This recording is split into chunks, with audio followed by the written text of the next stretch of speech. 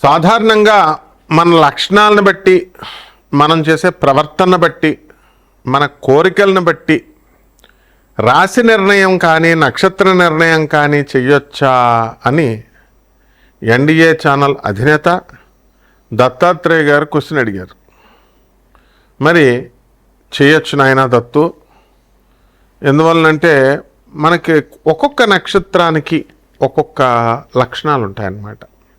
అయితే నువ్వేమడిగావు ఇంకా నన్ను, మహాభారతంలో మన పాత్రలన్నీ కూడా జనాలందరికీ తెలుసు కదండి, మరి అటువంటి పాత్రలతో ఎగ్జాంపుల్ చేసి మాకు ప్రేక్షకులకు కనుక వివరించినట్లయితే బాగుంటుందండి అన్నావు. బాగానే ఉంది.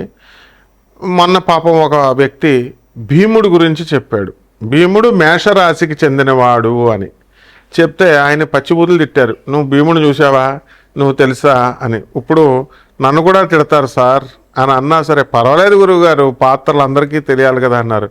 మనల్ని తిట్టుకోవడం మన ప్రేక్షకులే కాబట్టి మీరు నన్ను తిట్టుకున్నా కూడా ఆ పాత్రలను బట్టి మరి మీ అందరికి ఉపయోగపడాలి కాబట్టి జ్యోతిష శాస్త్రానికి వాళ్ళు ఏ రాశి వాళ్ళు ఎలాగా ఏంటి అన్నది పేరు బలాలను ఏదో ఒక బేసిస్ని బట్టి చేసి చెప్తున్నాం. తప్పకుండా నిర్ణయం చేయొచ్చండి దత్తుగారు. మరి ఈ విధంగా ఇప్పుడు మొట్టమొదటగా మనకి మేషరాశిలో మనం చూసుకున్నప్పుడు అశ్విని భరణి కృత్తిక నక్షత్రాలు కొన్ని పాదాలు మనం తీసుకున్నప్పుడు ఈ నకుల సహదేవులు ఇద్దరు ఉన్నారు కదా, వీళ్ళు ఎవరండి అని అంటే వాళ్ళు ఆవుల్ని కాసేవారుగా ఒక ఆయన విరాట్ రాజు మహారాజులో కొలువులో ఉంటాడు. ఆ తర్వాత పశుశాల ఇట్లన్నిటికీ ఎవరా అంటే అశ్విని దేవతల అధిపతి. కాబట్టి ఎవరికైతే మనం అందరం కూడా చూస్తూ ఉంటాం, కుక్క పిల్లల్ని మూతుల్లో మూతులు పెట్టి నాకుతూ ఉంటారు, పిల్లి పిల్లల్ని మూతులు పెట్టి నాక్కుంటూ ఉంటారు, పక్కన పడుకోబెట్టుకుంటారు, పైన పడుకోబెట్టుకుంటారు. మనుషులనేమో వాళ్ళ అమ్మమ్మల్ని, వాళ్ళ తాతల్ని, వాళ్ళ చెల్లెళ్ళని, వాళ్ళని అందరినీ దూరంగా జరిపేస్తారు. ఎవరిని పడుకోబెట్టుకుంటారంటే అబ్బో ఆల్సేషన్ డాగ్ అండి, డాబర్మ్యాన్ అండి అని పెట్టుకుంటారు. ఈ పశు ప్రేమికులందరూ కూడా ఇంచుమించుగా మేషరాశి వాళ్ళు ఎక్కువ మంది ఉంటారు. అశ్విని నక్షత్రంలో కొంతమంది ఉండడం అనేటటువంటిది జరుగుతాయి. కొంచెం యొక్క లక్షణాలన్నీ కూడా ఉంటాయి. ఇటువంటి వాళ్ళందరూ కూడా మనకి నకుల సహదేవుల్ని మనం ఇందులో తీసుకోవచ్చు. సింహరాశి, ఈ సింహరాశికి ఎవరో తెలుసా అండి? మౌర్య, చంద్రగుప్త మౌర్య. మా అక్షరంతో వచ్చినటువంటి వాళ్ళంతా ఈ సింహరాశిలోకి వచ్చేస్తారు. మరి మహాభారత సంగ్రామంలో మనకి ఎవరండి మీరు ఒక్కటే అబ్జర్వ్ చేయండి. పుబ్బా నక్షత్రే జగదేక వీరుడు అర్జునం వందే జగదేక వీరం ఆయన పుట్టాడు. దాన గుణంలో మనం కర్ణుడికి చెప్పుకుంటాం. అర్జునుడిని ఎక్కడన్నా చెప్పుకున్నామండి? దానం చేసినాడు ఎవడన్నా సీక్రెట్గా ఉంచుకుంటాడు కానీ చెప్పుకుంటాడండి ప్రగల్భాలు ఎక్కడైనా? అంటే కలియుగ కర్ణుడు అంటారు. అందుకంటే కలియుగ కర్ణుడు అని ఎందుకంటారంటే కలియుగంలో దానం చేసి అది చేసింది 10 రూపాయలు 100 మందికి చెప్తాడు. కానీ అర్జునులు వారు ఎన్నో దానాలు చేశారు. కుడి చేత్తో చేస్తే రాజ్యాలే దానాలు చేస్తారు. ఆ కుడి చేత్తో వేస్తే ఎడం చేతికి తెలియనివాడు అనమాట. అందుకే గుప్త దానము అంటారు. అంటే కృష్ణుడికి ఏం తెలివి లేదా? లేకపోతే మా రామ్ గోపాల్ వర్మ అంటాడు అనమాట, కృష్ణుడు డాన్ ఏమిటి, హిస్టారికల్ డాన్ కాదైనా మైథలాజికల్ డాన్ అంటాడు. మరి ఆ విధంగా వాళ్ళ పర్సెప్షన్స్ని బట్టి చెప్తా ఉంటారు. ఆయనకు అసలు నోరే తిరగట్లేదు, కృష్ణుడి గురించి చెప్తున్నాడు కానీ అది మా ఈ జొన్నవిత్తుల వారిని మా మహా టీవీ మూర్తి గారు కలుపుతుంటే ఈ తాగుబోతుడితో నేను ఎందుకు మాట్లాడమంటావా అని ఆయన తప్పించుకున్నారు. కాబట్టి ఈ యొక్క అర్జునుల వారు పూర్వ ఫల్గుని నక్షత్రం అంటే పుబ్బా నక్షత్రంలో మనకి జన్మించారు. సింహరాశికి చెందినటువంటి వాళ్ళు. వీళ్ళకి ఔదార్య గుణాలు బాగుంటాయి. తర్వాత మనకి అర్జునుడికి చూడండి బృహన్నల ట్రాన్స్ఫర్మేషన్ ఉంటుందన్నమాట, చేంజ్ ఉంటుంది. పాపం సింహరాశిలో పుట్టినటువంటి వాళ్ళు వాళ్ళ మాటే నెగ్గాలని చూస్తారు, బాగుంది. కానీ దాన ధర్మాలలో 12 రాశుల్లో వీళ్ళు ఎక్కువగా చేస్తూ ఉంటారు అనమాట. అలాగే మఖా నక్షత్రే సింహరాశౌ జాతస్య మహర్షి యోగి వర్యాణం అని అంటాం. మహర్షి యోగి డివైన్ మహర్షి విద్యామందిర్స్ అన్నీ కూడా స్థాపించినటువంటి ఆయన కూడా సింహరాశిలోనే పుట్టారు.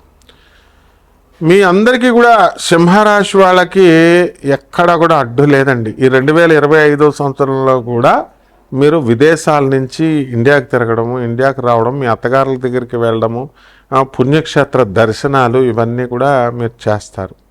కాబట్టి కొన్ని పనులు మీ పిల్లల పనుల కోసం కొంచెం ఏమంటే చేయగలుగుతానా చేయలేనా అనేటటువంటి నర్వస్ టెన్షన్ 3 ఏళ్ల నుంచి పడుతున్నారనమాట.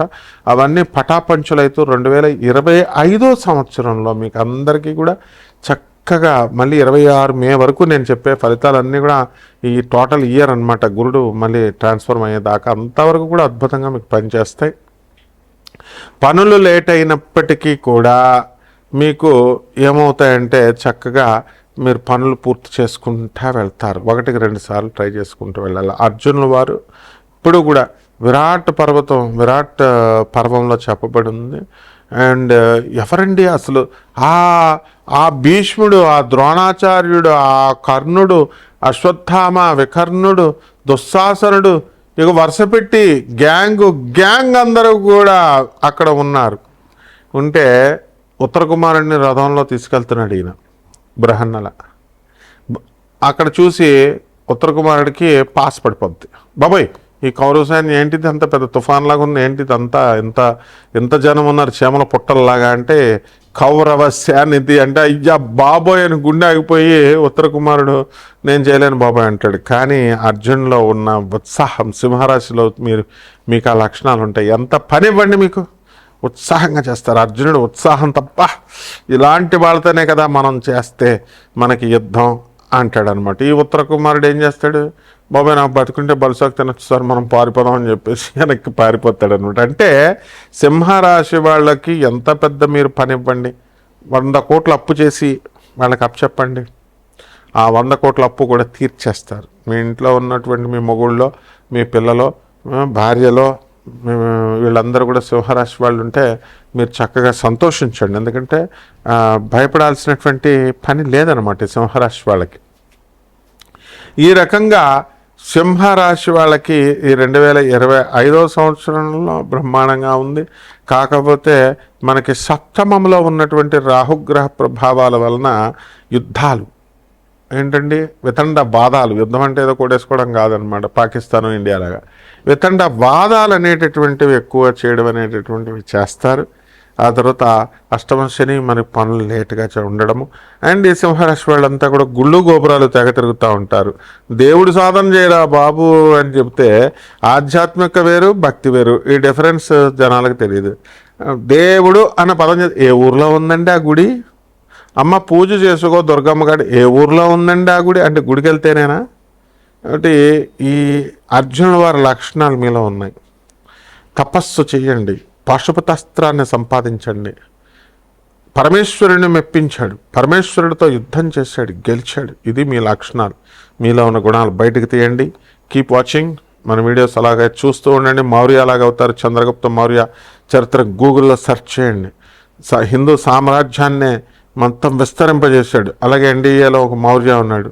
ఆ మౌర్య మొత్తం ఎడిటింగ్లో టాప్ అనమాట. ఇప్పుడు అందువలన ఏదైనా సరే ఛాలెంజింగ్ పనిని చేసుకుంటూ వెళ్ళిపోతాడు. ఆ విధంగా మీరు కూడా చేయగలరు. ఆ సామర్థ్యంలో ముందుకు వెళ్తూ ఉండండి. శుభమస్తు.